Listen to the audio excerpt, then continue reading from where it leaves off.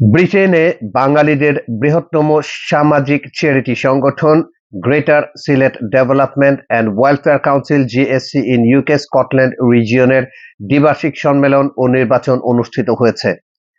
২৭শে April এডেনবরার স্থানীয় একটি হলে আয়োজিত দ্বিবার্ষিক সম্মেলনের প্রথম পর্বে সংগঠনের বিদায়ী চেয়ারপারসন নজরুল ইসলাম সভাপতিত্ব করেন।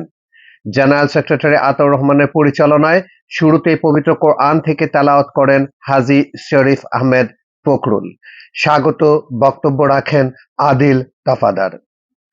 বিগত সেশনের রিপোর্ট পর্যালোচনার পর এতে বক্তব্য রাখেন জিএসসি সেন্ট্রাল কমিটির chairperson barrister Ataur Rahman, Faisal Chowdhury MSP, doctor Wali Tasar Uddin, Khasru Khan, Saleh Ahmed, আলহাজ নুনু মিয়া, আব্দুল আজিজ বেলাল, আহমদ আলী জুবু, লুৎফুর রহমান, শামসুল ইসলাম সায়েম, আলাউদ্দিন আলু, আলমগীর কবির প্রমুখ। প্রধান নির্বাচন কমিশনার সালে আহমদ ২০২৫-২৭ সালের নতুন কমিটি ঘোষণা করেন। এই কমিটিতে আহমেদ আলী জুবু সভাপতি, আতাউর রহমান সাধারণ সম্পাদক এবং আবুল কালাম আজাদ ট্রেজারার পদে নির্বাচিত হন। ৩৫ সদস্যের এই নতুন কমিটি আগামী দিনে নতুন উদ্যমে ঐক্যবদ্ধভাবে কাজ করার প্রত্যয় ব্যক্ত করেন।